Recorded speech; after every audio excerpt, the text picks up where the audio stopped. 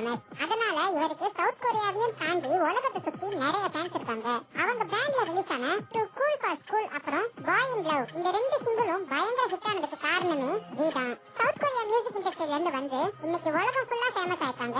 ஏற்கனவே மியூசிக்கு ஃபேமஸ் ஆன கேபாப்ப இன்னும் ஃபேமஸ் ஆக்கிட்டாங்க BTS. அதுவும் கேபாப்லயே ஆன்லைன்லயும் சரி ஆஃப்லைன்லயும் சரி சரிக்கு சமமா ஃபேன் பேஸ் வச்சிருக்கிறது BTS மட்டும்தான். அதுலயும் குறிப்பா வீக்கு மட்டும்தான் கேர்ள்ஸ் ஃபேன்ஸ் அதிகம்னு ஒரு சர்வே சொல்லுது. அடுத்து அவருடைய இந்த மியூசிக் கரியர் எங்க இருந்து ஆரம்பிச்சதுன்னு பாப்போம். வியும் அவர் கூட இப்ப மியூசிக் பேண்ட்ல இருக்க ஜிம்மினும் அவங்க ஸ்கூல் கிராஜுவேஷன் செலிப்ரேட் பண்றதுக்காக ஓல்ட் ஸ்கூல் லவ் அப்படிங்கிற எக்ஸலன்ட் பாட்டை ரீமிக்ஸ் பண்ணி சவுண்ட் கிளவுட்ல அப்லோட் பண்ணிருக்காங்க.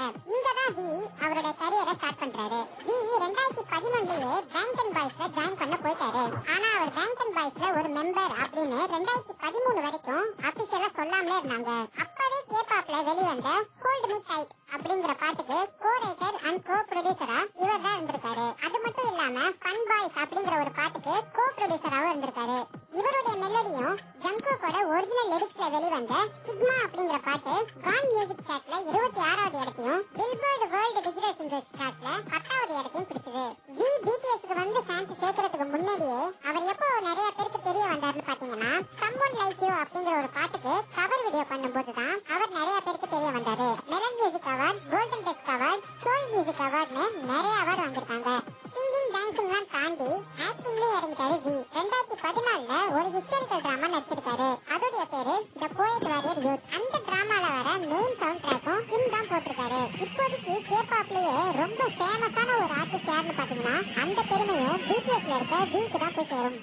இப்போ வி பிறந்தது வளர்ந்தது இத பத்தி எல்லாம் பார்க்கலாம். வி சவுத் கொரியால டிசம்பர் 30, 1995ல பிறந்திருக்காரு. இப்போ அவருக்கு 25 வயசு ஆகுது.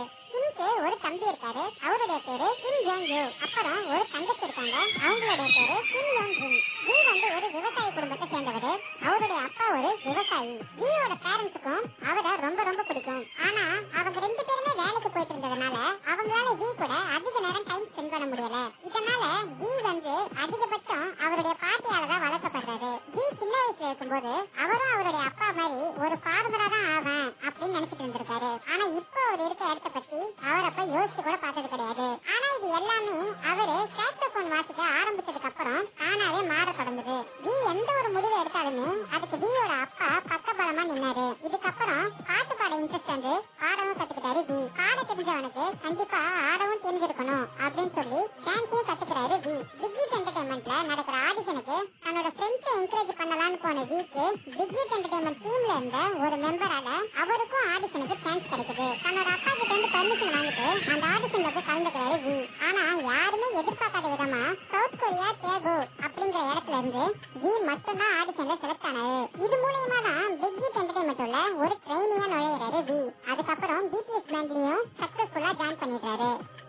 இப்போ அவருடைய ஸ்கூல் லைஃப பத்தி பார்ப்போம். அவர் தன்னோட ஸ்கூலிங்க கொரியன் ஆர்ட் ஸ்கூல்ல தான் ஃபினிஷ் பண்ணாரு. ஒரு வாட்டி தன்னோட கேர்ள் ஃப்ரெண்ட் ஒருத்தவங்க வி கிட்ட வந்து எனக்கும் என் ஃப்ரெண்டுக்கும் பிரச்சனையா இருக்குன்னு சொல்லி கஷ்டப்பட்டிருக்காங்க. அப்போ வி தன்னோட ஸ்கூல் டேஸ்ல அவரோட ஃப்ரெண்டு கூட ஏற்பட்ட ஒரு மன வருத்தத்தை பத்தி சொல்லி அந்த ஃபேனை சமாதானப்படுத்திருக்காரு. வி என்ன சொன்னாருன்னு பாத்தீங்கன்னா நான் ஸ்கூல் படிக்கும் போது எனக்கு ஒரு ஃப்ரெண்ட் இருந்தாரு. அவர் என்னை விட நல்லா படிப்பாரு, நல்ல ஸ்போர்ட்ஸ் தான் விளையாடுவாரு. ஆனா நான் வந்து அவர் அளவுக்கு கிடையாது, கொஞ்சம் ஆவரேஜ் தான். நாங்க 2 பேரும் க்ளோஸா தான் இருந்தோம். ஆனா அவரு என்ன அவருடைய க்ளோஸ் ஃப்ரெண்டா ஏத்துக்கலன்னு நினைச்சு நானும் இருந்தேன். ஆனாலும் 2 பேரும் ஃப்ரெண்டா தான் இருந்தோம் அப்படின்னு சொல்லியிருக்காரு.